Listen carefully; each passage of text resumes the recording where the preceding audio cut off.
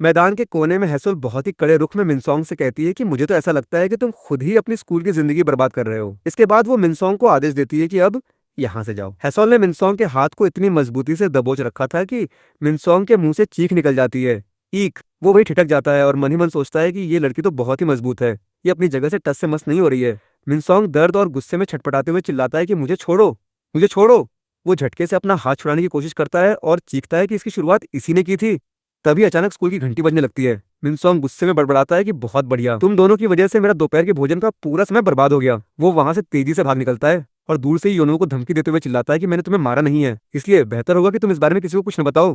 हैसोल योनवू के पास आती है और पूछती है कि क्या बात है, क्या तुम्हें कहीं चोट लगी है। योनवू जमीन पर बैठ जाता है और कहता है कि न नहीं। वो एक राहत की सांस लेते हुए मन ही मन सोचता है कि बाल बाल बचे। हैसोल अपना हाथ आगे बढ़ाती है और पूछती है कि क्या तुम खड़े हो सकते हो।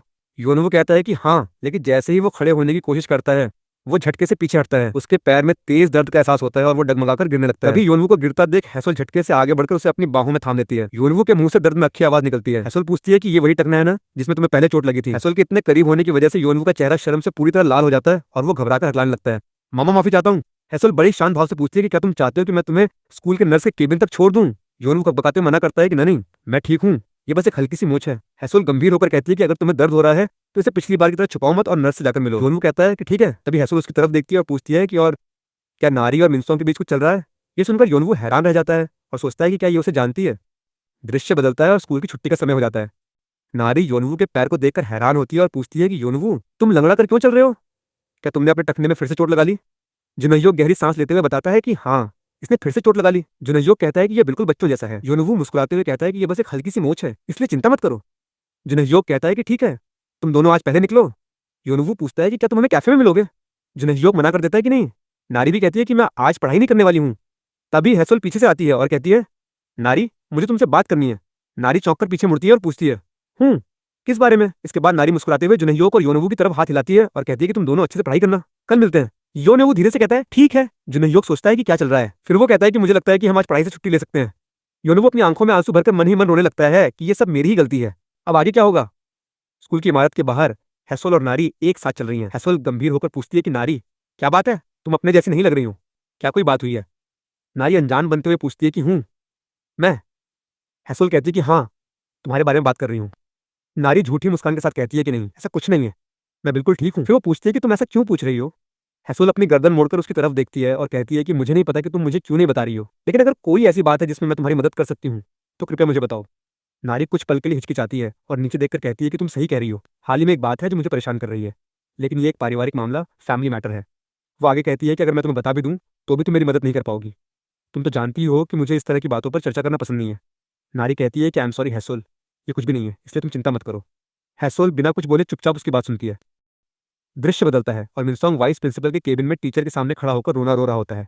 वो चिल्लाता है कि सर, मेरे साथ बहुत अन्याय हुआ है। मैंने उस चीज को सिर्फ इसलिए उठाया था क्योंकि मुझे लगा कि वो किसी का बटुआ है। मैं उसे बाद में खोए पाए सामान वाले डिब्बे में रखने ही वाला था, लेकिन वे लोग मुझ पर झूठा आरोप लगा रहे हैं। टीचर अपने डेस्क पर बैठे हुए शांति से कहते हैं कि आमतौर पर जब तुम ऐसी कोई चीज उठाते हो तो क्या तुम ये देखने के लिए उसे खोलकर चेक नहीं करते कि अंदर क्या है। मिनसोंग अपनी सफाई में कहता है कि मैंने कहा ना कि मुझे नहीं पता था। क्लास की एक लड़की चिल्लाती है कि इस अलावा जैसे ही जीनू उस पोटली को खोलने वाला था, मिनसोंग बुरी तरह घबरा गया और चिल्लाने लगा था। टीचर उसे घूरते हुए कहते हैं कि अपनी आवाज नीचे रखो। टीचर आगे कहते हैं कि इस बात का कोई सबूत नहीं है कि उसने इसे चुराया है और मुझे लगता है कि वो इस मामले में बेकसूर है। ये सुनकर वो लड़की भड़क जाती है और कहती है कि लेकिन सर, क्या आपको ये अजीब नहीं लगता, इसके अलावा उसने मुझे अपशब्द भी कहे थे। मिनसोंग चिढ़कर कहता है कि अगर तुम पर कोई झूठा आरोप लगाएगा तो क्या तुम्हें गुस्सा नहीं आएगा। टीचर मिनसोंग का पक्ष लेते हुए लड़कियों को डांटते हैं कि मिनसोंग जैसा एक आदर्श छात्र भला ऐसी हरकत क्यों करेगा। तुम लड़कियों को इस बात के लिए खुद पर शर्म आनी चाहिए और बेहतर होगा कि तुम सब उससे माफी मांगो।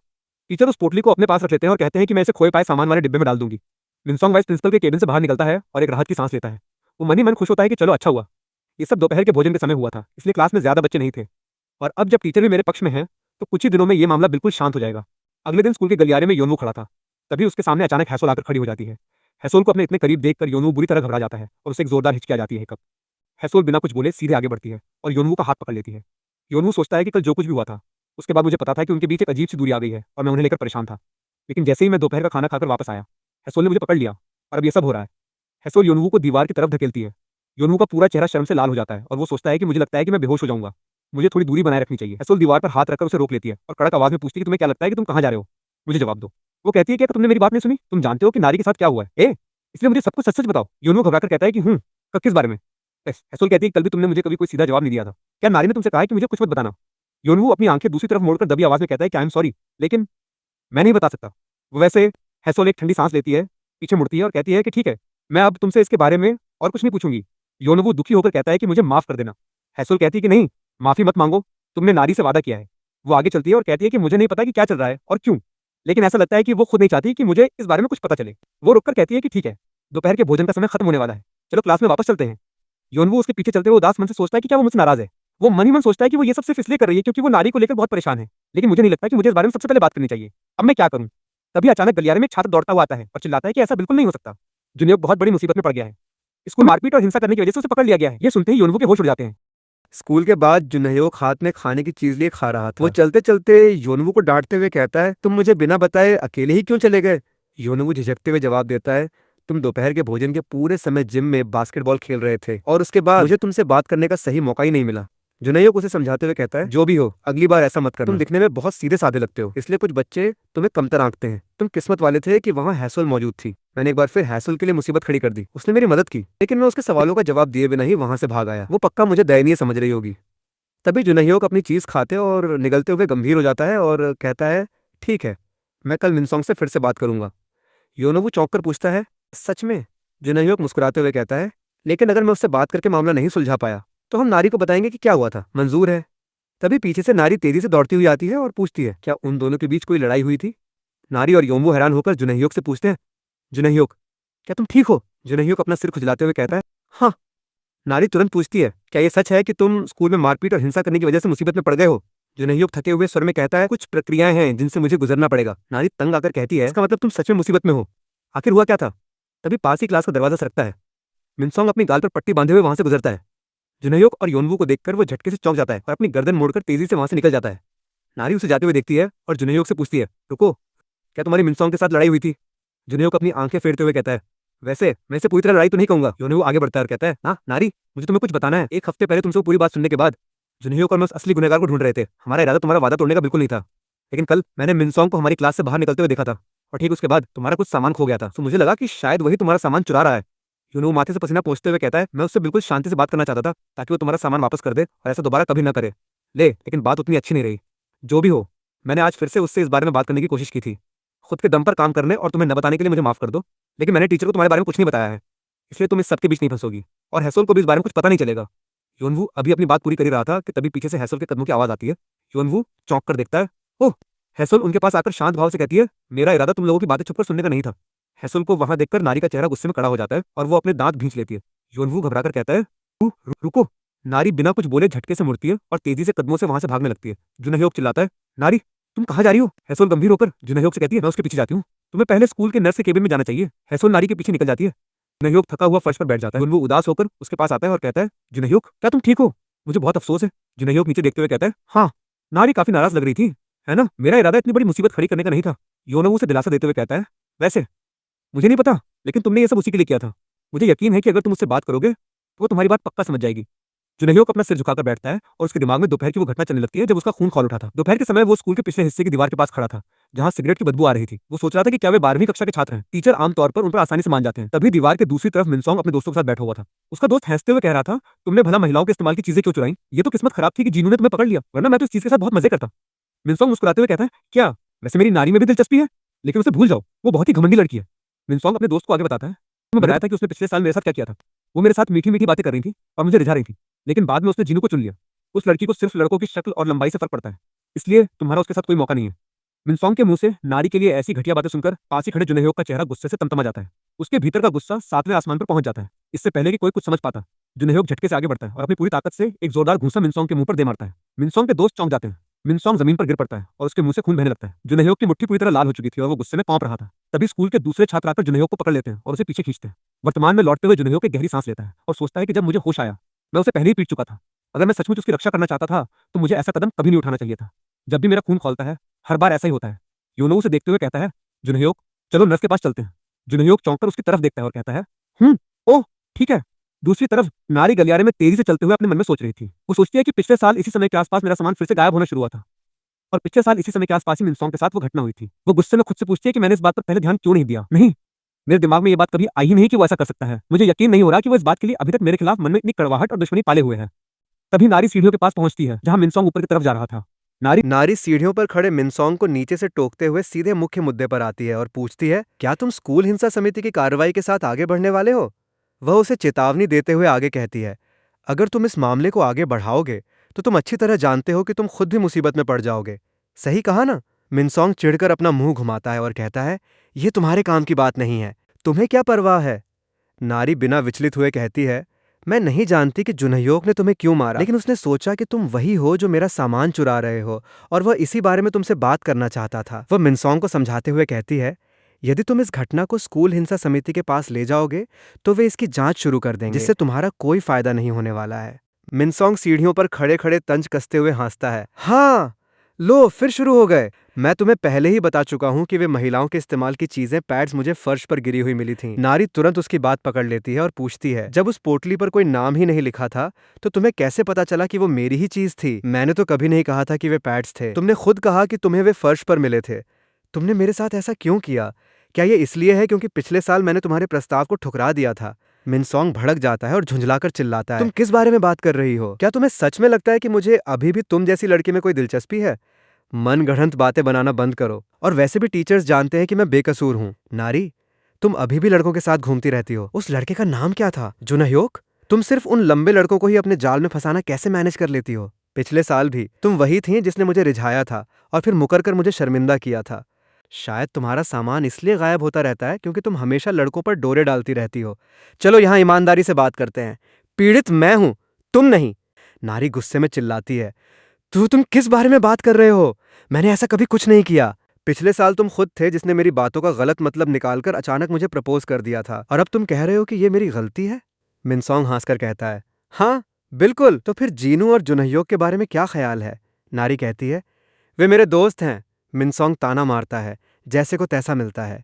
मिनसोंग का गुस्सा बढ़ जाता है और वो सीढ़ियों से उतरकर नारी के करीब आते हुए गाली देकर चिल्लाता है, तुमने अभी क्या बकवास की? क्या मैं तुम्हें कोई मजाक लगता हूं? अगर ये मेरे स्टूडेंट रिकॉर्ड में दर्ज नहीं होता तो मैं तुम्हें बुरी तरह पीट देता। तुम खुद को समझती क्या हो? बकवास करना बंद करो। मिनसोंग अपनी गाल की पट्टी को छूते हुए मुस्कुराता है और कहता है, और तुम्हारी इस छोटी सी हरकत की बदौलत मैं अब पक्का इस मामले को स्कूल हिंसा समिति के पास ले जाऊंगा और जुनह्योक की पूरी जिंदगी एक खराब स्टूडेंट रिकॉर्ड के साथ बर्बाद कर दूंगा। नारी हिम्मत जुटाकर कहती है, अगर तुम ऐसा करोगे तो मैं भी उन्हें बता दूंगी कि तुम मेरा सामान चुरा रहे थे। मिनसोंग बीच में ही उसकी बात काटकर हंसता है, आगे बढ़ो, कर दो शिकायत। लेकिन सबूत कहाँ है? क्या तुम्हें लगता है कि टीचर्स तुम्हारी बात मानेंगे जब मैं स्कूल के टॉप स्टूडेंट्स में से एक हूं? नारी बेबस होकर सोचती है, ये तो उफ। तभी अचानक सीढ़ियों के ऊपर से हेजोल की ठंडी आवाज गूंजती है, बिल्कुल सबूत है। कोई ऐसा व्यक्ति है जिसने तुम्हें चोरी करते हुए देखा है। हेजोल को वहां देखकर नारी और मिनसोंग दोनों चौंक जाते हैं। हेजोल नीचे उतरती है और मिनसोंग के सामने आकर कहती है, क्या मैंने तुम्हें पहले नहीं बताया था? और क्या तुम्हें एहसास है कि तुम इस वक्त जो कर रहे हो उसे भी हिंसा ही माना जाता है? हेसोल को देखकर मिनसोंग मन ही मन डरने लगता है और सोचता है कि जीनू के उलट बहुत से टीचर्स हेसोल का पक्ष लेते हैं। वो स्टूडेंट काउंसिल की प्रेसिडेंट अध्यक्ष भी है, इसलिए अगर उसने बोलना शुरू किया तो मैं पूरी तरह नुकसान में रहूंगा। ऐसा पहले कभी नहीं हुआ था। नहीं, ऐसा कभी नहीं होता अगर नारी ने मेरे साथ मजाक न किया होता। ये सब उसी की वजह से हो रहा है। वो गुस्से में मुट्ठी भींचकर कांपने लगता है और सोचता है कि मुझे पूरा यकीन है कि वो जीनू और जुनह्योक दोनों के साथ भी वैसे ही फ्लर्ट कर रही थी जैसे उसने मेरे साथ किया था। इस सब के लिए वही जिम्मेदार है। तो फिर मेरे साथ ऐसा बर्ताव क्यों किया जा रहा है? नारी मिनसोंग की तरफ देखती है और समझौता करते हुए कहती है, अगर तुम वादा करो कि तुम इस मामले को स्कूल हिंसा समिति के पास नहीं ले जाओगे तो मैं भी किसी को नहीं बताऊंगी कि तुमने मेरे साथ क्या किया। मैं नहीं चाहती कि पूरे स्कूल में मेरी चर्चा हो और मुझे यकीन है कि तुम भी यही चाहते हो। मिनसोंग चिल्लाता है, तुम किस बारे में बात कर रही हो? पीड़ित मैं हूं, इसलिए मेरे पास खोने के लिए कुछ नहीं है। तुमने पहले ही सुन लिया कि टीचर ने क्या कहा। अगर तुम इसे समिति के पास ले भी जाओगे तो चीजें तुम्हारे मुताबिक नहीं होंगी। मिनसोंग मन ही मन सोचता है कि नारी सही कह रही है। मैं जानता था कि टीचर स्कूल हिंसा को लेकर गंभीर नहीं है, लेकिन मुझे नहीं पता था कि वे इस हद तक ढीले हैं। और जहां तक मुझे याद है, जुनह्योक ने टीचर को यह नहीं बताया कि मैं वहां सिगरेट पी रहा था। लेकिन अगर उसने स्कूल हिंसा समिति को यह बता दिया तो मैं फंस जाऊंगा। अगर मैं इसे समिति के पास ले भी जाऊं तो जुनह्योक को ज्यादा से ज्यादा स्कूल में कुछ दिनों के लिए समाज सेवा का काम मिलेगा, लेकिन सजा मुझे भी मिलेगी। मिनसोंग गुस्से में बड़बड़ाता है, धत्त तेरे की। उफ, छोड़ो इसे। मैं इस झंझट में नहीं पड़ना चाहता और मैं तुम्हारा ये बदसूरत चेहरा बार बार देखकर थक चुका हूं। वह सीढ़ियों पर ऊपर की तरफ भागने लगता है और कहता है कि फाइनल एग्जाम्स आने वाले हैं और मैं स्टूडेंट डिपार्टमेंट के चक्कर काटकर अपना समय बर्बाद नहीं करना चाहता। तुम लोग गंदगी से इसलिए दूर रहते हो क्योंकि वो गंदी होती है, इसलिए नहीं कि तुम उससे डरते हो। वो दूर से चिल्लाता है कि मेरे साथ दोबारा कभी ऐसी बकवास मत करना, बहुत हुआ। वो मिनसोंग के बिल्कुल करीब आकर उसकी आंखों में देखते हुए कहती है, मैं अब तक सिर्फ इसलिए चुप थी क्योंकि मैं देख सकती थी कि नारी इस बात का बखेड़ा नहीं खड़ा करना चाहती, लेकिन तुम लगातार अपनी हदें पार कर रहे हो। जैसा कि तुमने खुद कहा, मैं भी इस गंदगी के गुजर जाने का इंतजार कर रही हूँ, इसलिए अपनी ये बदबू फैलाना बंद करो और यहाँ से दफा हो जाओ। मिनसोंग डर के मारे बुरी तरह सहम जाता है और वहां से तेजी से भाग निकलता है। मिनसोंग के जाने के बाद हैसोल सीढ़ियों से नीचे उतरती है और नारी से कहती है कि अभी सेल्फ स्टडी आत्म अध्ययन का समय है, इसलिए हमें क्लास में वापस जाने की कोई जल्दी नहीं है। क्या हम थोड़ी ताज़ी हवा खाने बाहर चलें? नारी शांत होकर कहती है, ठीक है। वे दोनों स्कूल के मैदान में एक बेंच पर जाकर बैठ जाती हैं। हैसोल गंभीर होकर पूछती है कि क्या तुम सचमुच इस बात को ऐसे ही रफा दफा करने वाली हो? नारी मुस्कुराते हुए जवाब देती है कि हाँ, ये बिल्कुल ठीक है। अफवाहों से परेशान होने से तो ये कहीं बेहतर है। और हाँ, इस सब के लिए तुम्हारा बहुत बहुत शुक्रिया।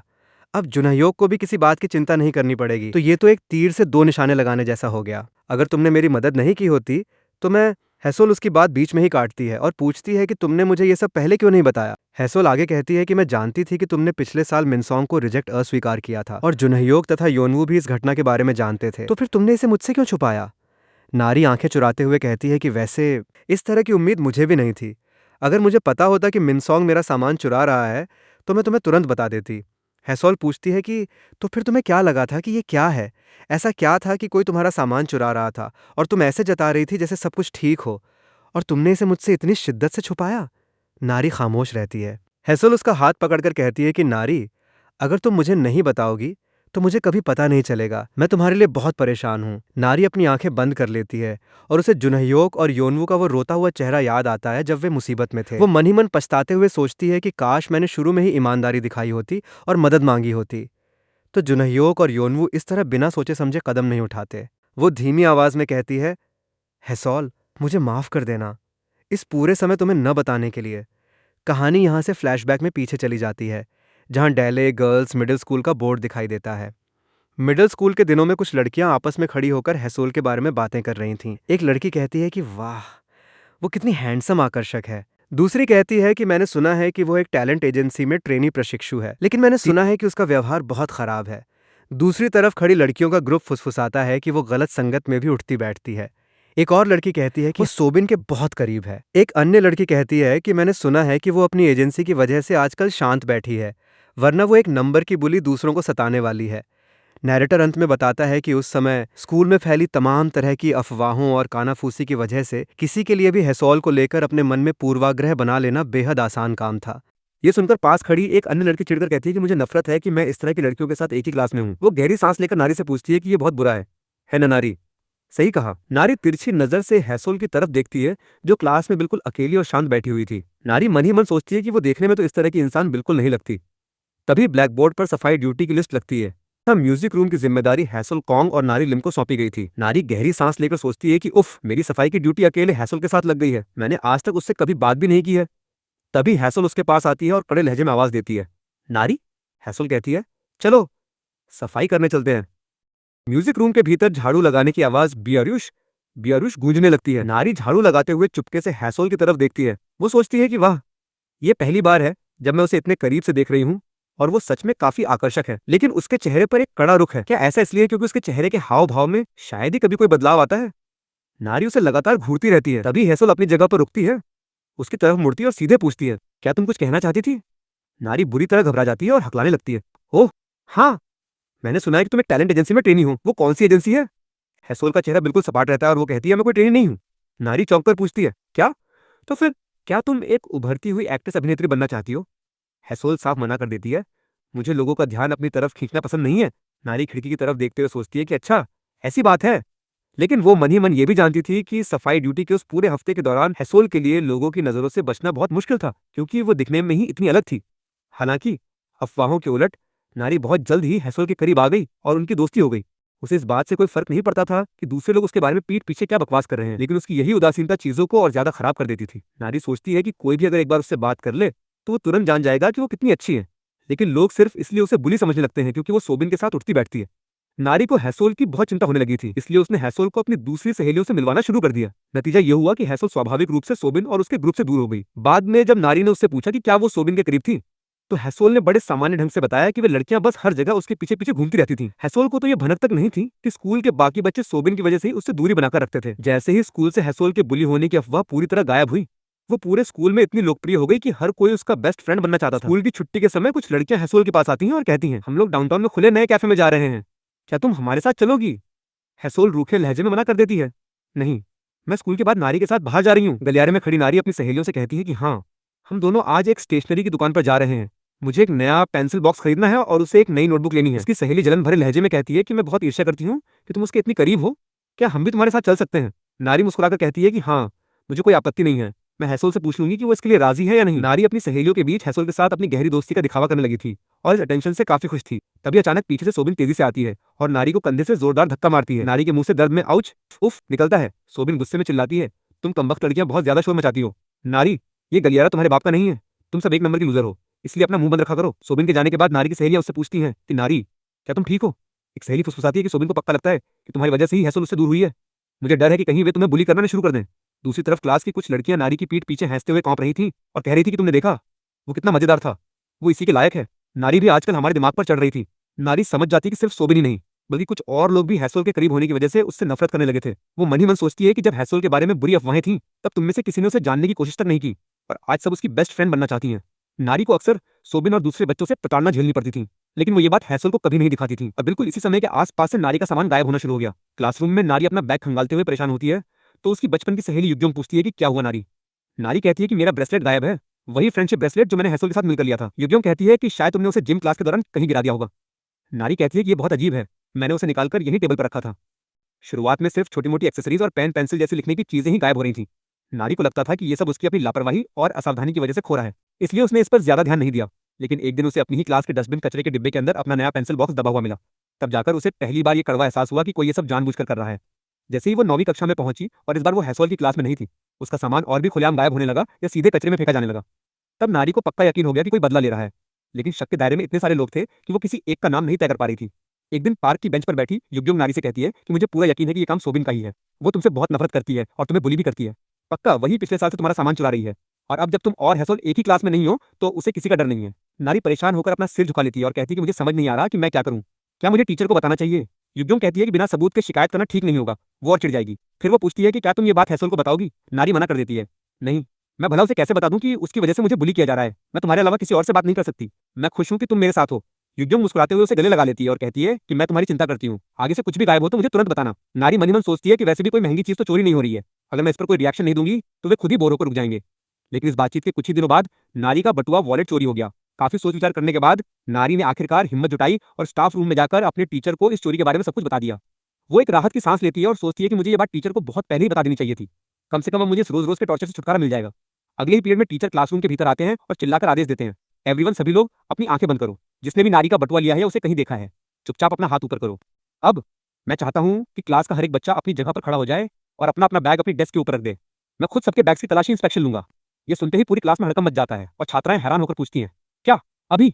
लड़कियों के बैग्स डेस्क पर रख दिए जाते हैं। अपनी बेंच के पास खड़ी नारी का चेहरा डर के मारे बिल्कुल पीला पड़ जाता है और उसके माथे से पसीना बहने लगता है। वो पूरी तरह सन्न होकर सामने देखती है और मन ही मन चीख उठती है, ओह नहीं, मैं ये बिल्कुल नहीं चाहती थी,